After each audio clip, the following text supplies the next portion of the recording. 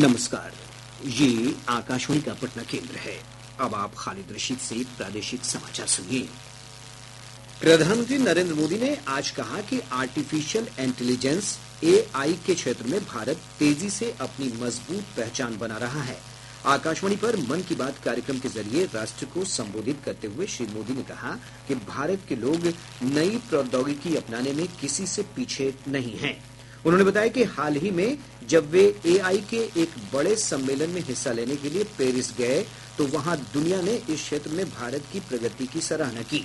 श्री मोदी ने कहा कि भारत के लोग आज एआई का इस्तेमाल अत्यंत रोचक और उपयोगी ढंग से कर रहे हैं।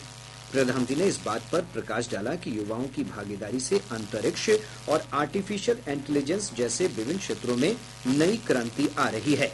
उन्होंने इस बात पर गर्व व्यक्त किया कि देश ने पिछले महीने इसरो के जरिए अपना 100वां रॉकेट छोड़ा।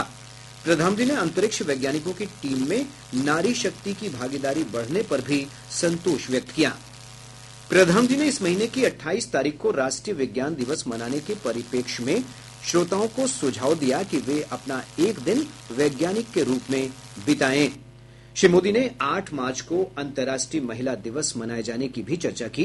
उन्होंने कहा कि यह नारी शक्ति को सलाम करने का विशेष अवसर है।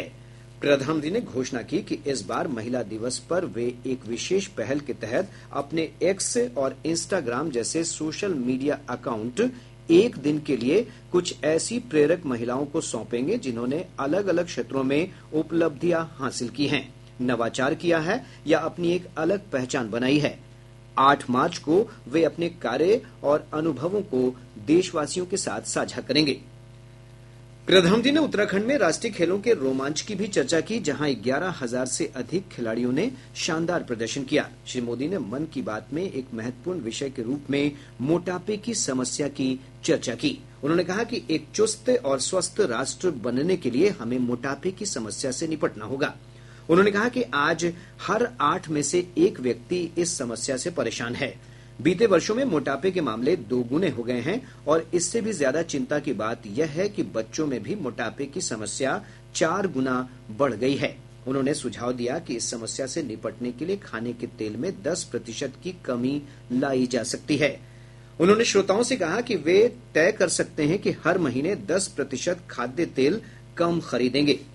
श्री मोदी ने कहा कि वे 10 लोगों को अपने भोजन में तेल में 10% की कटौती करने की चुनौती देंगे। उन्होंने कहा कि वे उन लोगों से आग्रह करेंगे कि वे 10 और लोगों को यही चुनौती दें।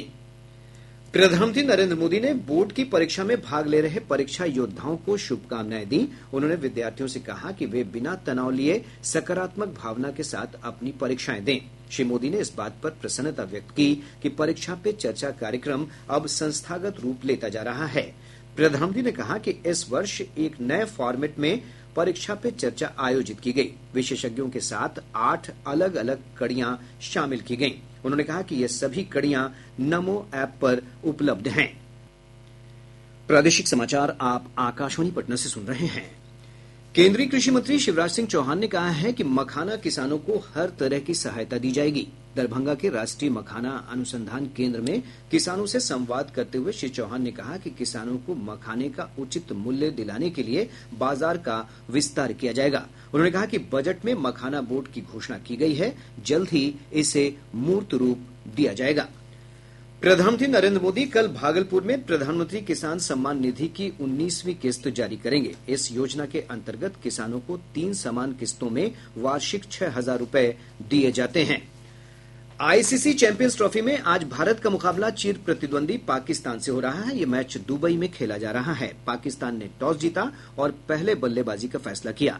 ताजा जानकारी के अनुसार पाकिस्तान ने 1 विकेट खोकर 45 रन बना लिए हैं। इस समय 9वां ओवर फेंका जा रहा है। इसके साथ ही आकाशवाणी पटना से प्रसारित प्रादेशिक समाचार का ये अंक समाप्त हुआ।